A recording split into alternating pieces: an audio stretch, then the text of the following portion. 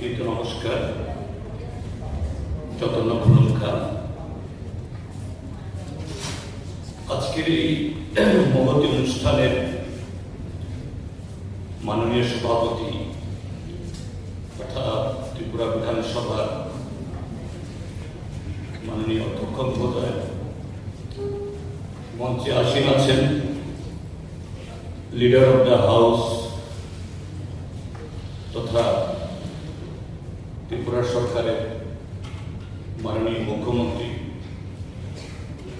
Doctor professor Shri Manik Saha মহোদয়,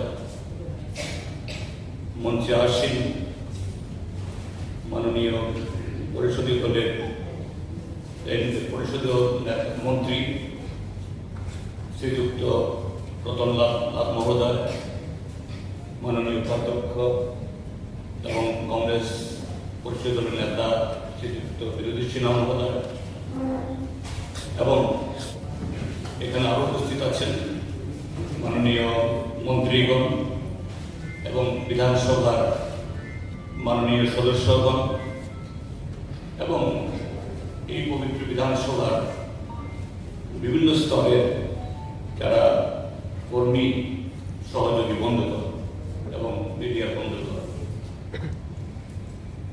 আমি প্রথমেই আমার ব্যক্তিগত তরফ থেকে এবং এই বিধানসভার বিরোধী দলের পক্ষ থেকে মাননীয় স্পিকার এবং মাননীয় মুখ্যমন্ত্রীকে ধন্যবাদ জানাব। খুব সংক্ষিপ্ত সময়ে হলেও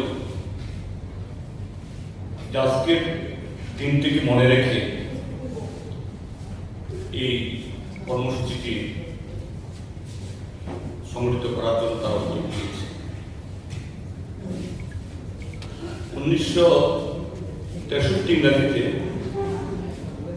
আমাদের ত্রিপুরা বিধানসভার যাত্রা শুরু হয়, তার মানে আজ থেকে 65 বছর আগে।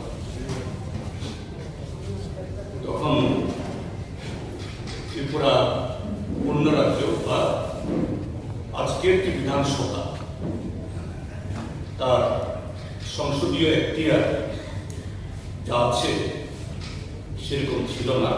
তারপর আমাদের ভারতীয় সংবিধানের পথ ধরে আমাদের জনগণের হিতে এরকম লেজিসলেটিভ কাজে অংশগ্রহণ করার জন্য সে বিধানসভা ত্রিপুরা যাত্রা শুরু করে।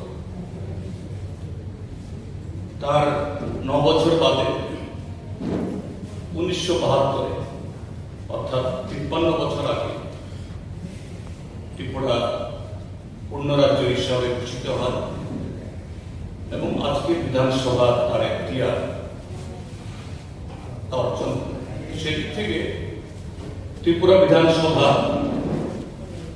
এটা যে পূর্ণ রাজ্য হিসাবেও আমরা ইতিমধ্যেই যে গোল্ডেন জুবিলি 50 বছর উত্তীর্ণ করেছি এবং বিধানসভা হিসাবেও 60 বছরের সেখানে হয়েছে।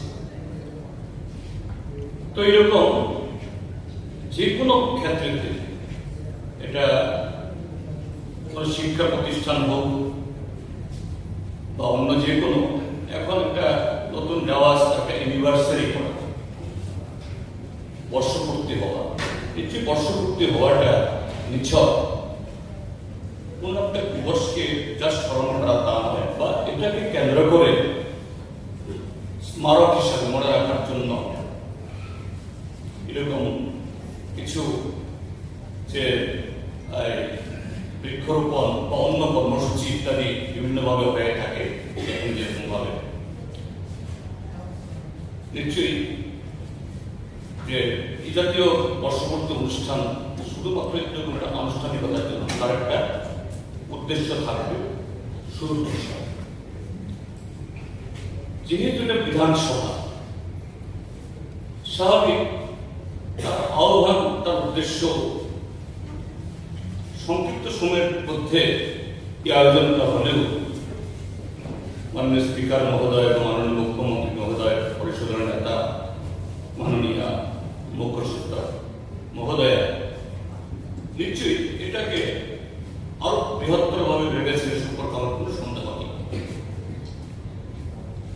বিধানসভা মানে সে রাজ্যের বা সে প্রদেশে তার আশা আকাঙ্ক্ষার একটা কেন্দ্রবিন্দু, যে আমাদের দেশের এই সংবিধানের পথ বেয়ে কিভাবে সর্বোত্তম বা সর্বোৎকৃষ্ট উপায়ে আমরা দেশ সেবা করব, রাজ্যের সেবা করব, জনসেবা, এবং সেই জায়গায় আমাদের বহুদলীয় গণতন্ত্রে সেখানে বিভিন্ন দল আছে। এই মুহূর্তে কদিন আগে আমাদের দেশের মাননীয় প্রধানমন্ত্রী বক্তব্য শুনছিলাম, তিনি একটা জায়গায় বক্তৃতা করছিলেন। আমাদের দেশে প্রায় 200-এর উপরে রাজনৈতিক দল আছে, তাদের বিভিন্ন আইনসভাতে প্রতিনিধিত্ব আছে, আর পঞ্চায়েত থেকে শুরু করে লোকসভা,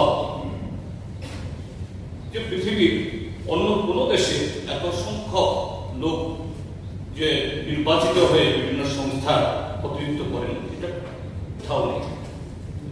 এটা শুধু জনসংখ্যার সুবাদেই যে এত পদ, এত নির্বাচনী সংস্থা, তা নয়। যে আমাদের সংবিধানে যে আমাদের গণতান্ত্রিক অবস্থা বা স্বাধীনতার আগে আমাদের পূর্বপুরুষদের দীর্ঘ লড়াই সংগ্রামের আকাঙ্ক্ষাকে বাস্তবে রূপায়িত করার জন্যই সংবিধান রচয়িতারা একটি ব্যবস্থা করেছেন।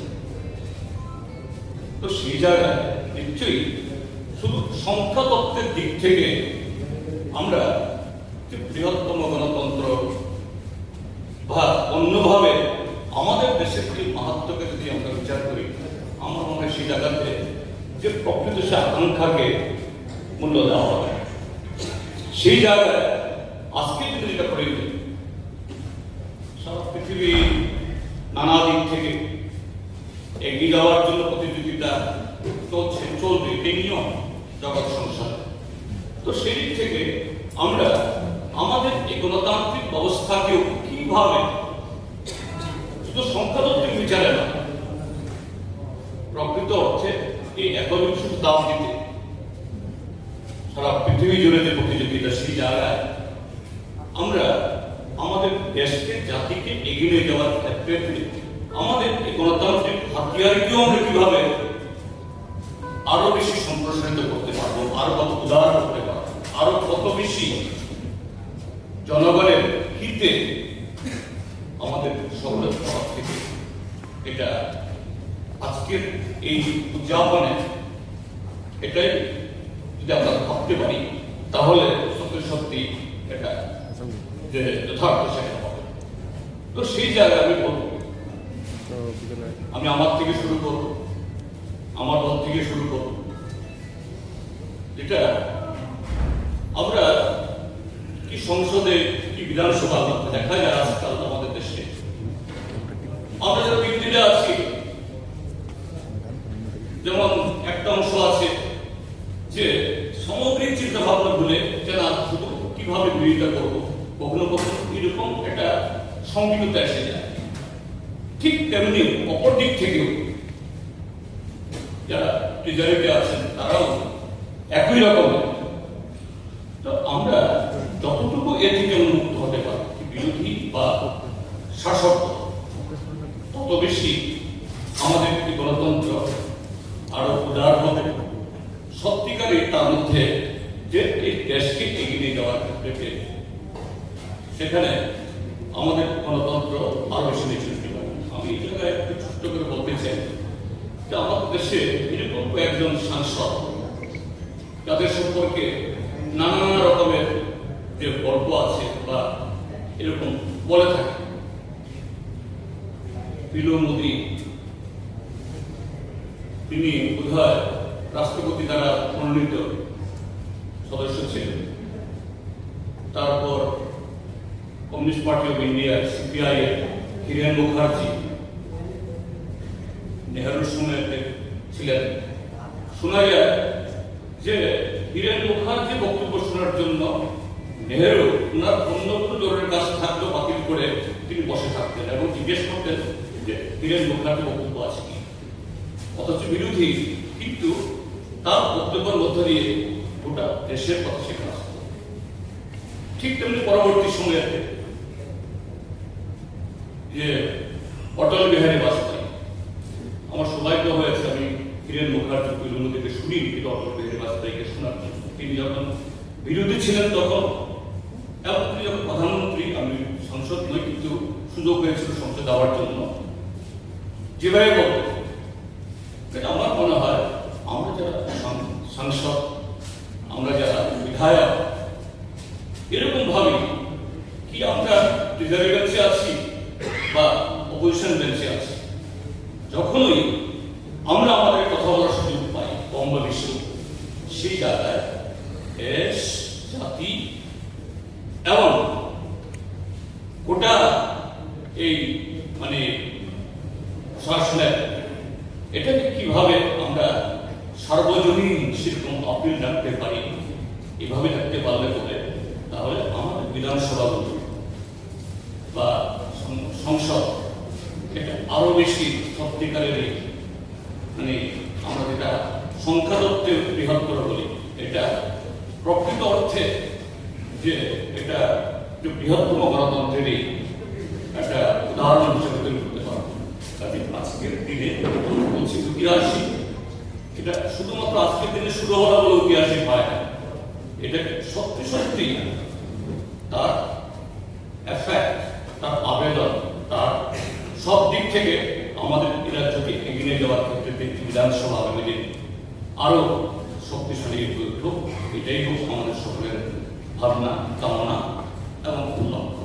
এটুকু বলে আমাকে বলার জন্য, আজকের অনুষ্ঠান থাকার জন্য যে সুযোগ দেওয়া হয়েছে, আবারও মাননীয় অধ্যক্ষ এবং আয়োজকদের ধন্যবাদ জানিয়ে আমার কথা শেষ করছি। নমস্কার।